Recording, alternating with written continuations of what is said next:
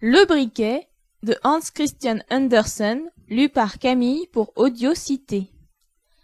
Un soldat s'en venait d'un bon pas sur la route. Une, deux, sac au dos et sabre au côté, il avait été à la guerre et maintenant il rentrait chez lui. Sur la route, il rencontra une vieille sorcière. Qu'elle était laide!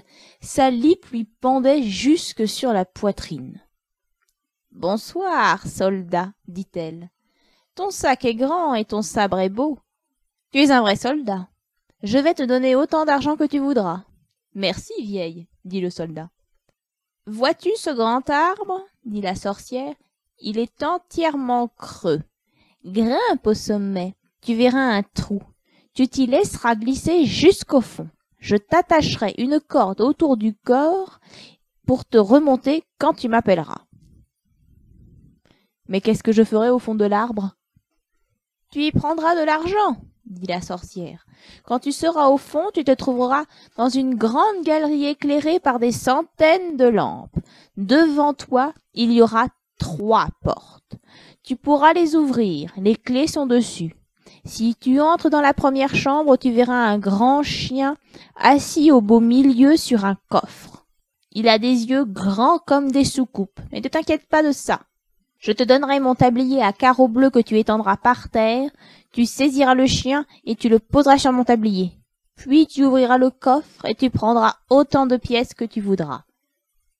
Celles-là sont en cuivre. Si tu préfères des pièces d'argent, tu iras dans la 2e chambre.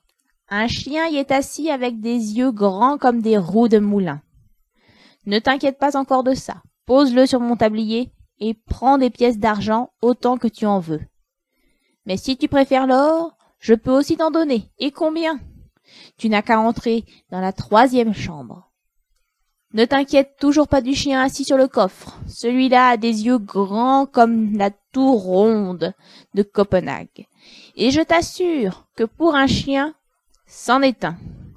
Pose-le sur mon tablier et n'aie pas peur, il ne te fera aucun mal. Prends dans le coffre autant de pièces d'or que tu voudras. Ce n'est pas mal du tout, ça, dit le soldat. Mais qu'est-ce qu'il faudra que je te donne à toi, la vieille ? Je suppose que tu veux quelque chose. Pas un sou, dit la sorcière. Rapporte-moi seulement le vieux briquet que ma grand-mère a oublié la dernière fois qu'elle est descendue dans l'arbre. Bon, dit le soldat. Attache-moi la corde autour du corps. Voilà, et voici mon tablier à carreaux bleus. Le soldat grimpa dans l'arbre, se laissa glisser dans le trou, et le voilà comme la sorcière l'avait annoncé dans la galerie où brillaient des centaines de lampes. Il ouvrit la première porte. Oh ! Le chien qui avait des grands yeux comme des soucoupes le regardait fixement. « Tu es une brave bête, » lui dit le soldat en le posant vivement sur le tablier de la sorcière. Il prit autant de pièces de cuivre qu'il put en mettre dans sa poche, referma le couvercle du coffre, posa le chien dessus et entra dans la 2e chambre. Brrr ! Le chien qui y était assis avait réellement les yeux grands comme des roues de moulin.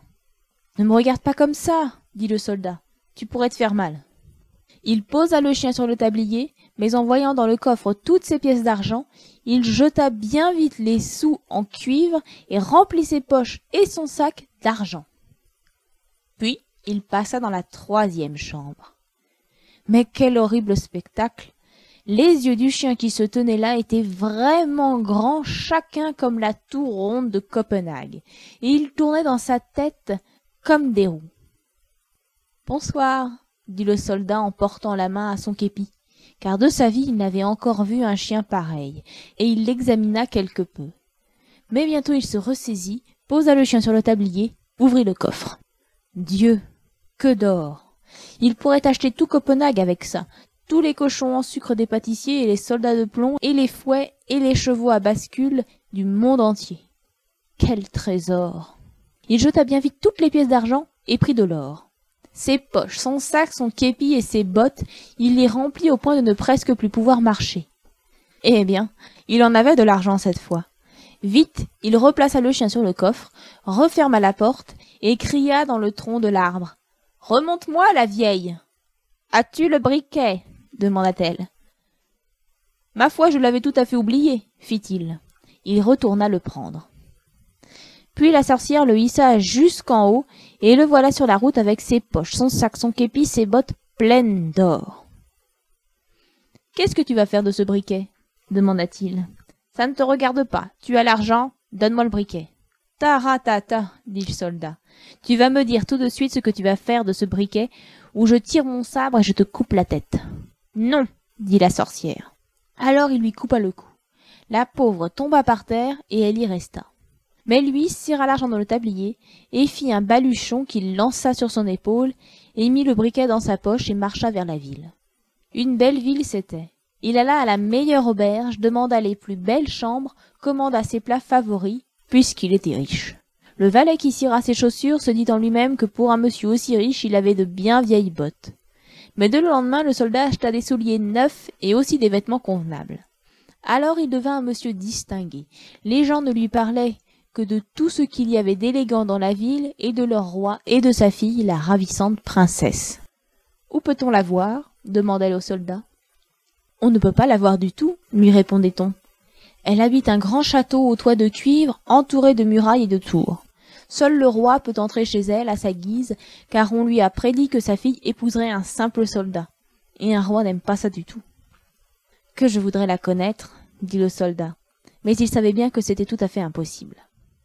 Alors il mena une joyeuse vie, alla à la comédie, roula carrosse dans le jardin du roi, donna aux pauvres beaucoup d'argent, et cela de grand cœur, se souvenant des jours passés et sachant combien les indigents ont de peine à avoir quelques sous.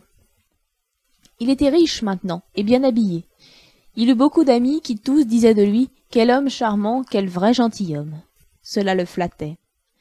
Mais comme il dépensait tous les jours beaucoup d'argent et qu'il n'en rentrait jamais dans sa bourse, le moment vint où il ne lui resta presque plus rien.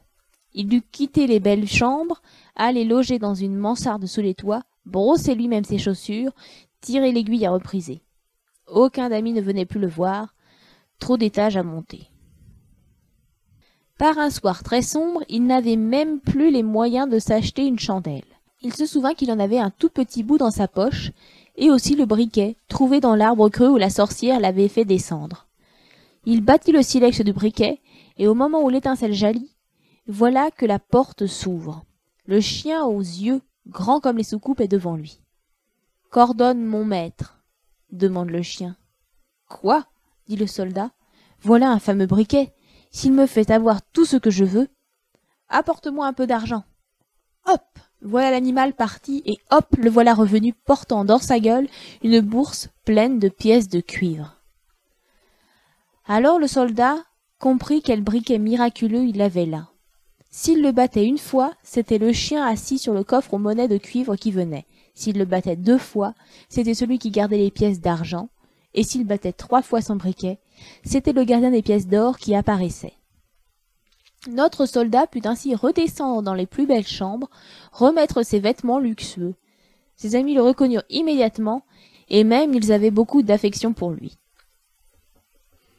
Cependant, un jour il se dit « C'est tout de même dommage qu'on ne puisse voir cette princesse. On dit qu'elle est si charmante. À quoi bon si elle doit toujours rester prisonnière dans le grand château, au toit de cuivre avec toutes ses tours? Est-il vraiment impossible que je la voie? Où est mon briquet ?» Il fit jaillir une étincelle et le chien, aux yeux grands comme des soucoupes, apparut. « Il est vrai qu'on est au milieu de la nuit, » lui dit le soldat, « mais j'ai une envie folle de voir la princesse. » En un clin d'œil, le chien était dehors et l'instant d'après, il était de retour, portant la princesse couchée sur son dos. Elle dormait, et elle était si gracieuse qu'en la voyant, chacun aurait reconnu que c'était une vraie princesse. Le jeune homme n'y tint plus. Il ne put s'empêcher de lui donner un baiser, car lui, c'était un vrai soldat. Vite, le chien courut ramener la jeune fille au château, mais le lendemain matin, comme le roi et la reine prenaient le thé avec elle, la princesse leur dit qu'elle avait rêvé la nuit d'un chien et des soldats, et que le soldat lui avait donné un baiser. « Eh bien, en voilà une histoire, » dit la reine. Une des vieilles dames de la cour reçut l'ordre de veiller toute la nuit suivante auprès du lit de la princesse pour voir si c'était vraiment un rêve ou bien ce que cela pouvait être. Le soldat se languissait de revoir l'exquise princesse. Le chien revint donc la nuit, alla la chercher, courut aussi vite que possible. Mais la vieille dame de la cour avait mis de grandes bottes, et elle courait derrière lui, et aussi vite. Lorsqu'elle les vit disparaître dans la grande maison, elle pensa « Je sais maintenant où elle va. » Et avec un morceau de craie, elle dessina une croix sur le portail, puis elle rentra se coucher. Le chien, en revenant avec la princesse, vit la croix sur le portail et traça des croix sur toutes les portes de la ville. Et ça, c'était très malin de sa part. Ainsi, la dame de la cour ne pourrait plus s'y reconnaître. Au matin, le roi et la reine, la vieille dame et tous les officiers sortirent pour voir où la princesse avait été. « C'est là !» dit le roi dès qu'il aperçut la première porte avec une croix. « Non, c'est ici, cher époux !» dit la reine en s'arrêtant devant la deuxième porte. « Mais voilà une croix !»« En voilà une autre !» dirent-ils tous. Il est bien inutile de chercher davantage. Cependant, la reine était une femme rusée. Elle savait bien d'autre chose que de monter en carrosse. Elle prit ses grands ciseaux d'or et coupa en morceaux une pièce de soie, puis cousit un joli sachet qu'elle remplit de farine de sarrasin très fine. Elle attacha cette bourse sur le dos de sa fille et perça au fond un petit trou afin que la farine se répande tout le long du chemin que suivrait la princesse. Le chien revint encore la nuit, amena la princesse sur son dos auprès du soldat qui l'aimait tant et qui aurait voulu être un prince pour l'épouser. Mais le chien n'avait pas vu la farine répandue sur le chemin depuis le château jusqu'à la fenêtre du soldat. Le lendemain, le roi et la reine n'eurent aucune peine à voir où leur fille avait été. Le soldat fut saisi et jeté dans un cachot lugubre. Oh, qu'il y faisait noir! Demain tu seras pendu, lui dit-on. Ce n'est pas une chose agréable à entendre, d'autant plus qu'il avait oublié son briquet à l'auberge. Derrière les barreaux de fer de sa petite fenêtre, il vit le matin suivant les gens qui se dépêchaient de sortir de la ville pour aller le voir pendre. Il entendait les roulements de tambour, les soldats défilaient au pas cadencé.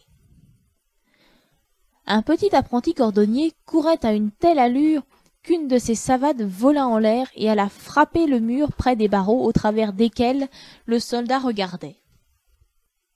« Eh, ne te presse pas tant, rien ne se passera que je sois arrivé. Mais si tu veux courir à l'auberge où j'habitais et me rapporter mon briquet, je te donnerai 4 sous, mais en vitesse !» Le gamin ne demandait pas mieux que de gagner 4 sous. Il prit ses jambes à son cou, trouva le briquet. En dehors de la ville, on avait dressé un gibet autour duquel se tenaient les soldats et des centaines de milliers de gens. Le roi, la reine, assis sur de superbes trônes en face d'eux, les juges et tout le conseil. Déjà le soldat était monté sur l'échelle, mais comme le bourreau allait lui passer la corde au cou, il demanda la permission, toujours accordée dit-il, à un condamné à mort, avant de subir sa peine, d'exprimer un désir bien innocent, celui de fumer une pipe, la dernière en ce monde. Le roi ne voulut pas le lui refuser, et le soldat se mit à battre son briquet, 1 fois, 2 fois, 3 fois, et hop! Voilà les 3 chiens, celui qui avait des yeux comme des soucoupes, celui qui avait des yeux comme des roues de moulin, et celui qui avait des yeux grands chacun comme la tour ronde de Copenhague. « Empêchez-moi maintenant d'être pendu !» leur cria le soldat. Alors les chiens sautèrent sur les juges, et sur tous les membres du conseil, les prirent dans leur gueule, l'un par les jambes, l'autre par le nez, les lancèrent en l'air si haut qu'en tombant, ils se brisaient en 1000 morceaux. « Je ne tolérerai pas !» commença le roi, mais le plus grand chien le saisit ainsi que la reine et les lança en l'air à leur tour. Les soldats en étaient épouvantés et la foule cria « Petit soldat, tu seras notre roi et tu épouseras notre délicieuse princesse !» On fit monter le soldat dans le carrosse royal et les 3 chiens gambadaient devant en criant « Bravo !» Les jeunes gens sifflaient dans leurs doigts, les soldats présentaient leurs armes. La princesse fut tirée de son château au toit de cuir et elle devint reine, ce qui lui plaisait beaucoup. La noce dura 8 jours, les chiens étaient à table et roulaient de très grands yeux.